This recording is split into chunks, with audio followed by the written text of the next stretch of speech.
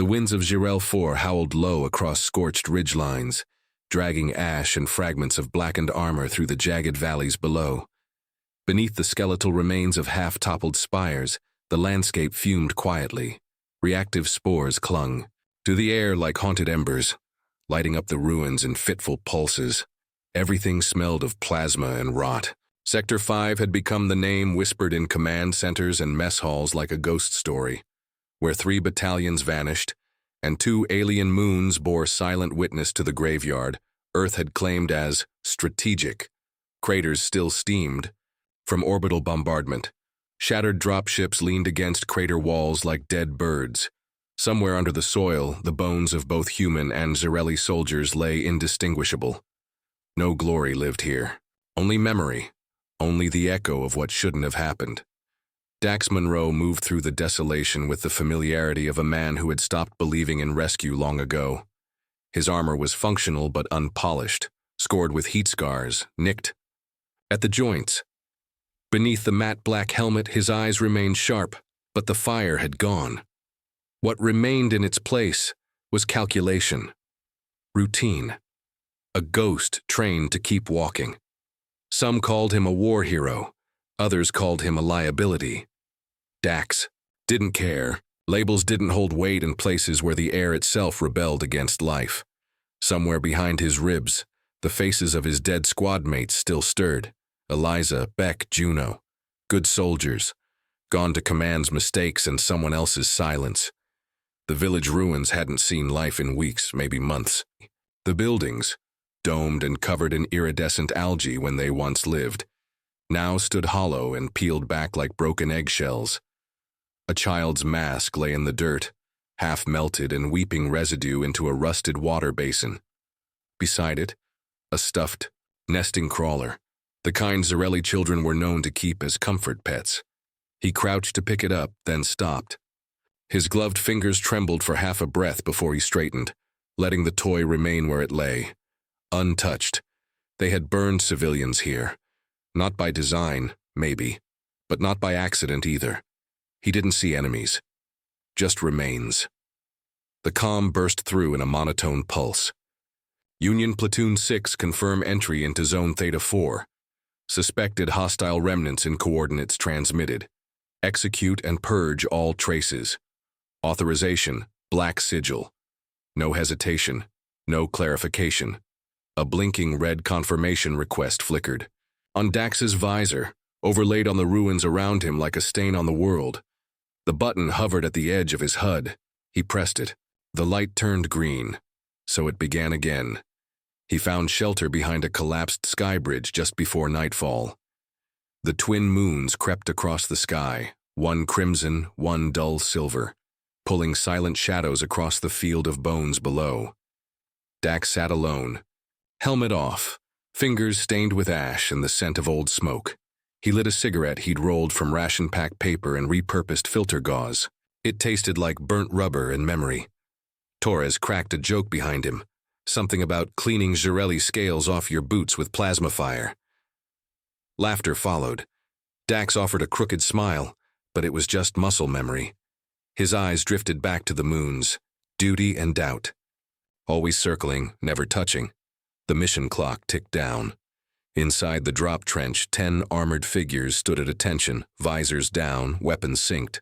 Dax adjusted the neurolink at the back of his skull, an interface so familiar it might as well have been bone. His HUD flickered green, biosigns synced, pulse steady. AI-assisted exoframes flexed silently around him, metal responding to intent more than command. His rifle slid into place along the magnetic latch at his back, humming once with latent charge. This was what he knew, what he could still control. Each footfall across the cracked terrain echoed like a heartbeat. The old temple ruins were ahead. The air was wrong, too still, too quiet, but they advanced anyway, one more sweep, one more ambush, one more night in hell. The advance was slow, deliberate. Warnings echoed in every step. The scanners showed nothing alive, but experience had taught Dax not to trust clean readings in Zereli ruins. They walked through what had once been a command village, now a shell of its former self. Beneath fractured archways and through soot-stained corridors, the squad moved with weapons half-raised, armor humming low with thermal shields. Wind crept through gaps in broken walls, carrying with it the dry tang of chemical ash and something older. Grief, perhaps. Inside the largest bunker, console terminals were fused to slag, their screens melted like wax under orbital fire. Bones littered the ground, Shirelli by the looks of it. Civilian, mostly. A helmet rolled across the floor as Dax stepped further in, then static flickered across his visor. A HUD glitch, just for a second. Solar flare interference, the onboard AI mumbled. Timing. Curious timing. Behind a collapsed beam, dust shifted, unnaturally. Something was under there, moving. Not much, just enough. The sound came again. High-pitched, soft, like chittering muffled under rubble. One of the soldiers moved first, lifting a slab of duracrete with exo-armored strength.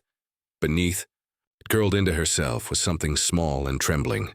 A Shirelli child, mottled skin dusted with gray soot. Thin limbs pulled tight, antennae limp, large black eyes reflecting the squad like distant stars. No weapon, no fury, just silence and terror. Instinct kicked in. The rifle came up, trained squarely between those wide-set eyes. But the trigger remained untouched. Breathing slowed. The child didn't move, she just watched, unblinking. Her chest rose and fell in shivers. Her claws barely clutched the edge of a broken oxygen mask, useless now. Somewhere deep in Dax's memory, a flicker surfaced. Another child, another crater, the same expression, not rage, not hatred, just fear. The squad stood still. Protocol hovered in every man's mind. Neutralize all enemy forms. Standard threat level designation, universal. Age not exempt. Dax's comm open to command. All he had to do was speak the code phrase. Authorization would come swiftly. Orders would be executed. His hand hovered. Over the transmitter. One word and it would be done. He didn't say it. Seconds stretched. He turned off the comm. "Stand down," he said finally. No engagement. Around him, armor shifted uneasily. One soldier tilted his helmet slightly, confused. No one disobeyed, but no one agreed either. The silence was a mutiny of its own. The decision came quickly. Not rational, just real. He pulled the thermal cloak from his back and wrapped it around the child, cradling her trembling body against the hard plates of his armor. Her skin shimmered faintly, bioluminescent patches flickering like a wounded firefly. She didn't resist. She just buried her face into the metal between the plates of his chest and exhaled. He sealed his visor and closed the magnetic plates over, her forming a makeshift womb of steel. The armor expanded slightly to accommodate the mass change. She fit, barely.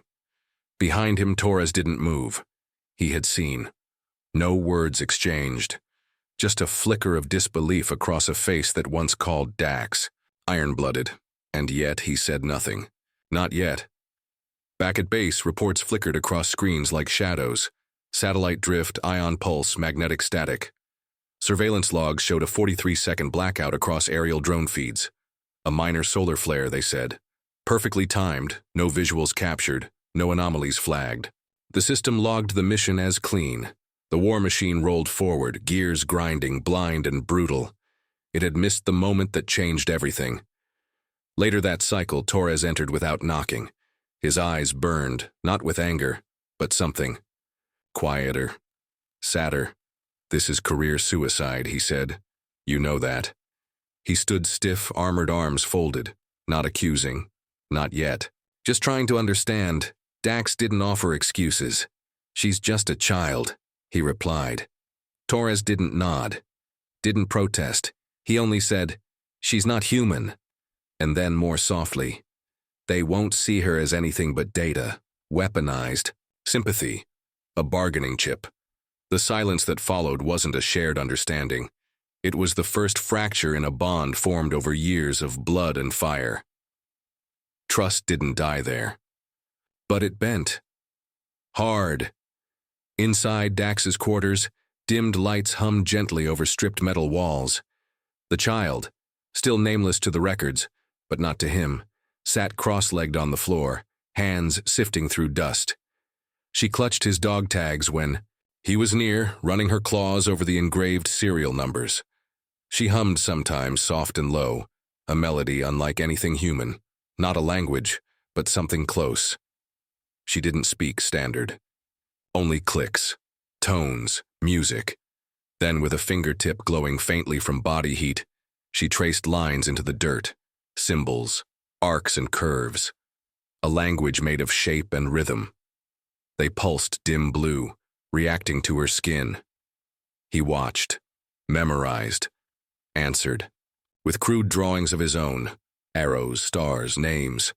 She didn't flinch. She just added to them, merging her symbols with his, forming something neither fully understood. She didn't give him her name, but in that silence she told him everything, and from that dust a story began. Inside the belly of the dropship, hidden behind heat shielding and layered mesh, lay the compartment no logbook would ever record. Its walls were laced with insulation foam and thermoreflective plating, built by a soldier who'd repaired more hull breaches than he could count, and had learned long ago how to disappear equipment, supplies, people. She lay there now, her chest rising in shallow, erratic rhythms, arms wrapped tightly around a shard of iridescent crystal. The glow pulsed like a heartbeat in the dark. Above her, the Metasist AI blinked silently, cycling through bioscans. Her internal organs didn't match any known configuration in the system's xenobiotic registry. Blood pH off-chart, respiration unsteady. The results came back non-compatible. But she was alive, barely. The scans didn't matter. What mattered was that no one saw her here, not the drones, not Command, not Torres. She was his responsibility now. The cargo bay was dim. Emergency lights flickered gently like distant stars. She sat cross-legged in a patch of dust, fingers sweeping across the floor. The lines she carved shimmered faintly, reacting to the warmth in her skin. Elegant loops, tight spirals, soft brushstrokes etched in glowing blue. He watched from a distance, rifle across his lap but unused. She noticed his gaze and tilted her head. A low trill hummed from her chest. Not a word, not a threat, just sound. He raised his hand slowly, pointed to his chest. Dax. No comprehension. She pressed her claw to her own, drew another symbol, 2 dots, a spiral. They weren't speaking, not with language, but something passed between them. He picked up a broken stylus from the med station and drew beside her. A star. A line. A crude Earth. She reached forward, pressed her symbol into his, merging the lines. It was small, but it was the beginning. She fell asleep, curled in a thermal blanket, face lit by the low glow of her crystal. He sat nearby, the hum of the dropship's core thrumming underfoot like a lullaby. His mind wandered where it hadn't dared in years. Eliza had been 10 when the bombs fell. Civilians, a base school, an accident. That's what the report said. He remembered the sound of her laughter just hours before it happened. The smell of scorched earth afterward. The way his mother never forgave the war, and how the war never cared. Kaylee breathed softly, arms twitching in some alien dream. She looked nothing like Eliza, but the fragility was the same, that delicate, desperate curiosity in the way she watched the world.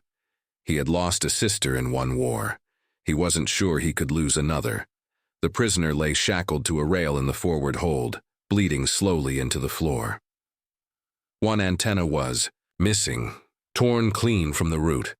His eyes, multi-lensed and gray, stared without flinching. Dax knelt beside him, held up a hollow projection of the child's markings. "She yours?" A hacking rasp escaped from the alien's throat. It wasn't. A laugh. "Not quite. No, not mine." The translator struggled, voice warping. "Higher than mine, above caste, sacred blood." Dax leaned closer. "She's nobody's orphan. She's the daughter of the Jirelli warlord, the voice of their future." Silence followed, then one word, that chilled the blood more than any weapon could. Leverage. Not a child. Not a refugee. A symbol. A target. A weapon of diplomacy. A spark for something worse. Command sent a request for data sync. Routine audit. Just numbers. Thermal output, patrol logs, cargo inventories. But the anomalies were there. Missing plasma charges, delayed routes, heat signatures with subtle ghost trails that didn't belong. He forged corrections, overwrote entries. His hands shook as he did it. He wasn't a traitor, was he? Torres noticed, of course he did. The questions weren't asked, not yet. But they hung in the air between them like frost waiting to crack. He returned from a brief recon to find Torres standing, near the wall panel at the back of the bay. No tools, no helmet, just stillness. The thermal vent behind it hummed. A little louder than it should, their eyes met. Ship's running hot, Torres muttered. Might want to recalibrate the secondary output regulator. Nothing more. But his voice was flatter than before.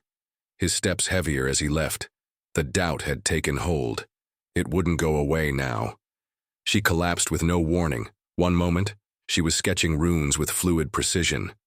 The next, she was curled on her side, convulsing. Her skin rippled with light, flaring blue, then green, then white-hot violet. The AI screamed warnings across the display. Organs failing, pulse spiking, bioviral overload. He scrambled for med packs, stimulants, even old nano patches from emergency. Kits. Nothing registered. Human systems didn't match hers. Everything failed. She gasped weakly, clawing at her chest. He stared at the comm unit. His hand hovered. If he called for help, she might live. But once she was known, she would never be free again, used, dissected, studied, or worse. Used as leverage to end the war, or reignite it. The weight of the choice pressed harder than any armor. He stayed and didn't make the call. Her breathing stabilized just before sunrise. Weak, but steady. He sat beside her, exhaustion settling into his bones like frost. She began to hum, soft, clicked patterns, rhythmic tones. At first he thought it was random, just a lullaby from a fading memory, but the patterns repeated. Structures built inside the sounds, like words within music, syntax layered in melody. He tapped his wrist pad. Hit record. The AI tried to analyze the song but failed. Not language, not sound, something else. It wasn't just a lullaby, it was memory. It was code. It was a culture speaking through a child's voice. And for the first time, Dax realized something terrifying and beautiful. She wasn't just trying to survive. She was trying to be understood. Encrypted orders came down like lightning. From a storm no soldier could outrun. Coordinates, Class A clearance. Total elimination of potential Zirelli bioweapons assets. The target, an ancient temple believed to house remnants of the Resistance's science core. No survivors authorized. Dax stared at the transmission, watching the map rotate slowly across. His HUD. The target ping glowed, sharp, angular, blinding. He didn't need to scroll, he'd already seen those coordinates before. They weren't random. They matched the pattern Kaylee had drawn on the cargo bay floor. The looping spiral, the pointed curve. Symbols he hadn't understood, until now. Behind him, the soft humming returned. She was seated near the med station, eyes half closed. Body still weak from her fever, but her voice steady. The melody had changed. More urgent, layered with deeper clicks and droning tones that pressed against the hull like pressure from a rising tide. It wasn't a lullaby anymore. It was a call. He issued the comm delay himself. Scrambled frequencies, jammed outbound pings. To command, it would look like static, just another storm interrupting routine clearance. He told the squad it was a recon op. Light sweep, 2 men only, standard. Only Torres didn't buy it. He stood. The corridor, arms folded, jaw clenched so tight the muscle twitched against his skin. You sure about this? Dax nodded. Because if you're wrong, if you're dragging 2 good men into a tomb. A pause. Then don't make me clean up your corpse. The weight in his voice wasn't anger. It was betrayal barely holding itself back behind duty. Dax didn't answer. He just walked past. Torres didn't stop him.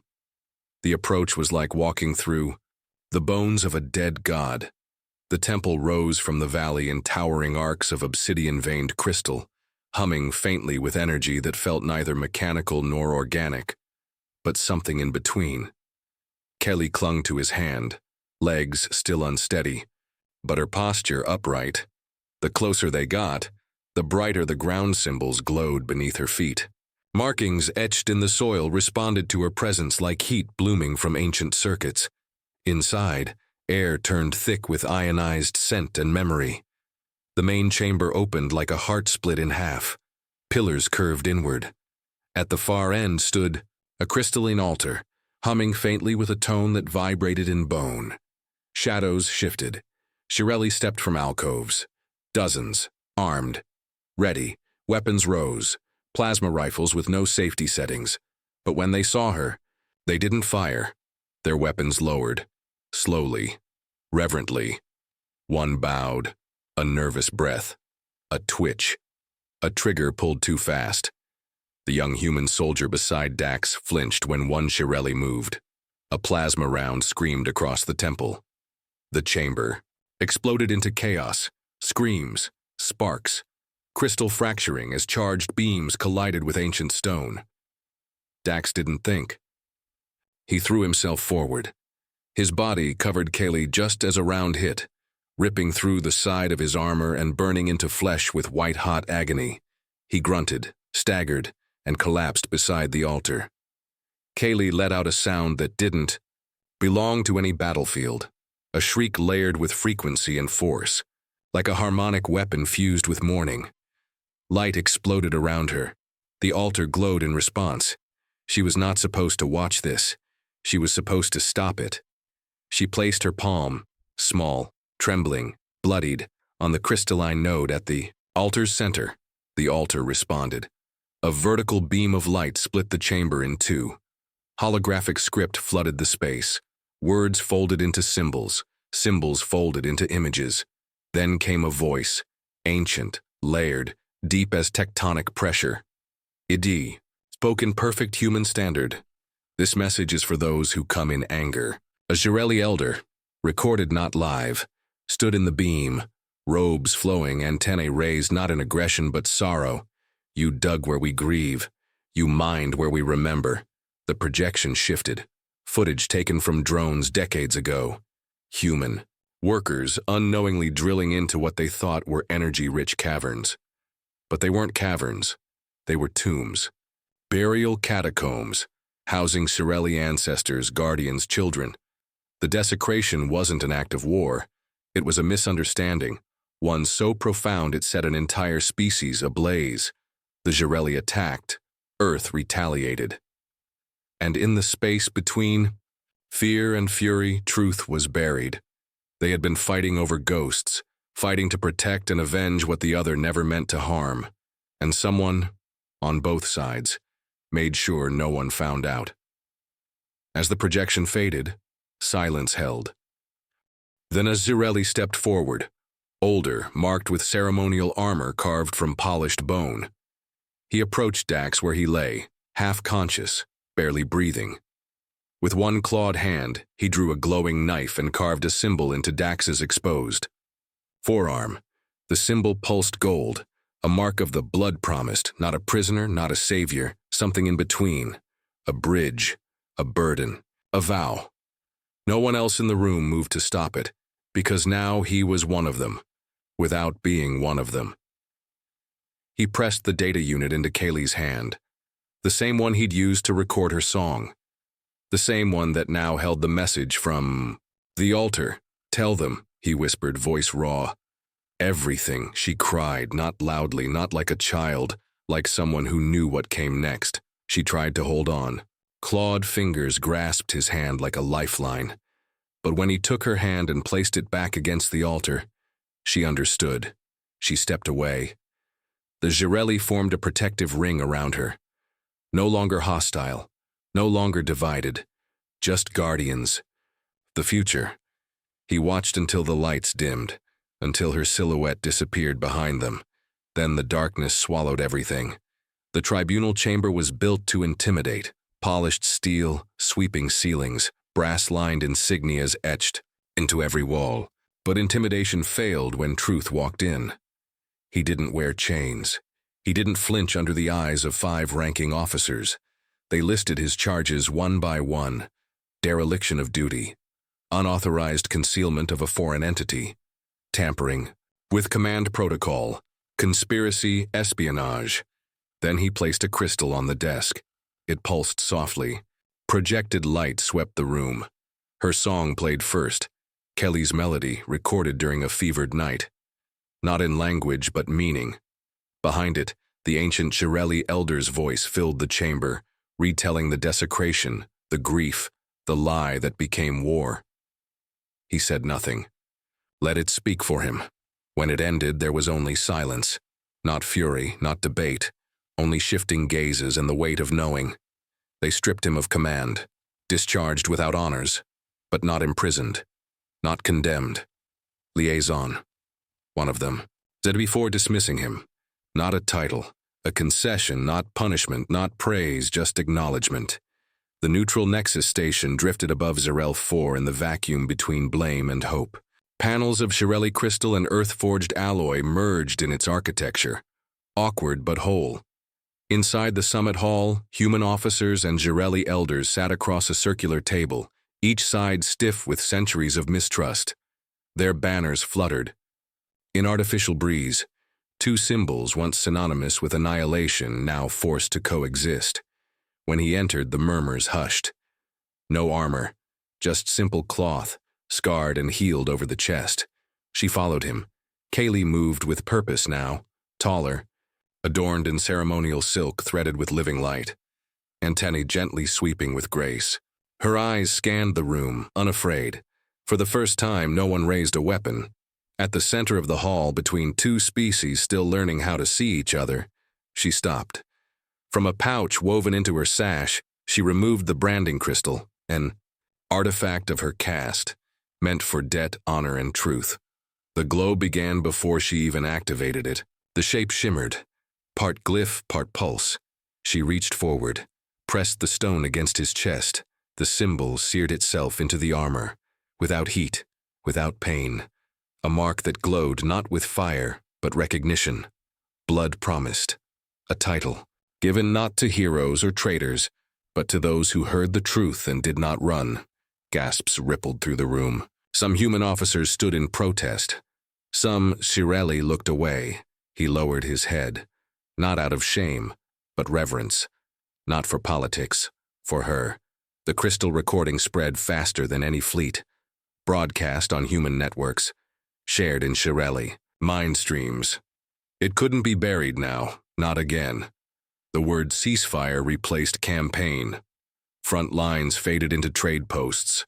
Barricades became research stations. On Earth, protesters called him a traitor. Veterans called him a liar. Mothers called him a miracle. On Cyrel 4, stories of the blood promised were told in songs. Children reenacted the summit beneath glowing trees, humming Kelly's melody. And still, the silence between both worlds lingered. The kind of silence that didn't signal safety, only that the next words mattered more than the last bullets. Peace hadn't arrived, but something better had started. Understanding. The garden stood where a command center once fell, at the edge of what was once a battlefield, now blanketed in green and obsidian stone.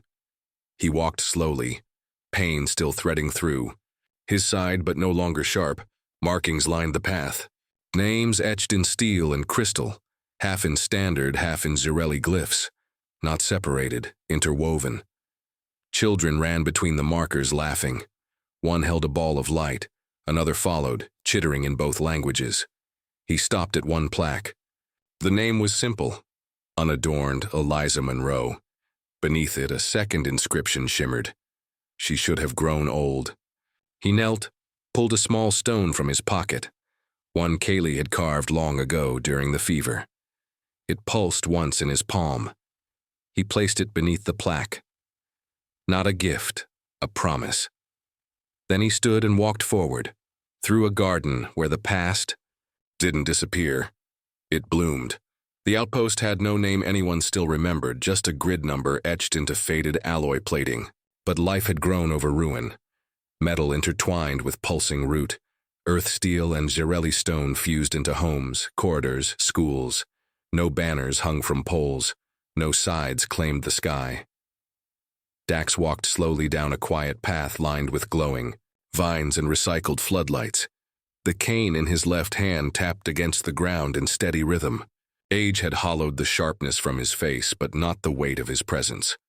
Children of both kinds ran past him, laughing, unaware they were part of an experiment that history once said was impossible. His coat bore no insignia now, not military, not political, just cloth, just a man with scars deep enough to hold two worlds together. He paused near a central square. Lanterns shimmered overhead, casting soft blue halos on every face turned toward the stage. Kaylee stood at the center, poised, radiant in robes spun with threads from both species. Xerelli embroidery whispered of legacy and bloodline. Human linen trimmed the edge, stitched with quiet memory. When she raised her hand, the crowd stilled. No words came, just a breath. And then the melody, low at first, soft trills and rhythmic clicks.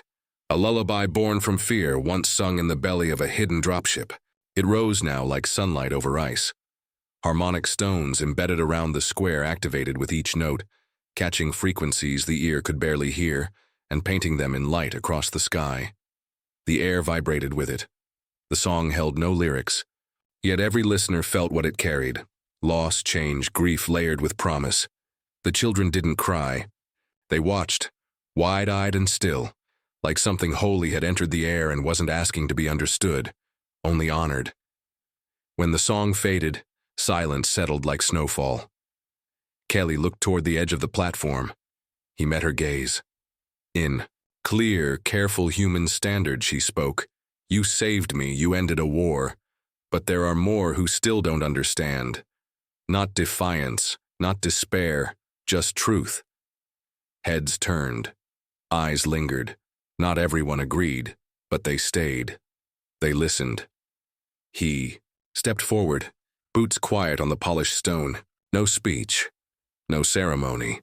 He simply placed a hand on her shoulder, fingers trembling slightly. Then he looked up, beyond the glowing canopy, past the orbiting satellites, into the stars still scarred by battles yet to be fought. Then we'll keep showing them, he said, a pause. One war at a time. The lights dimmed, the square held its breath, and the future stepped forward, not with victory, but with a song.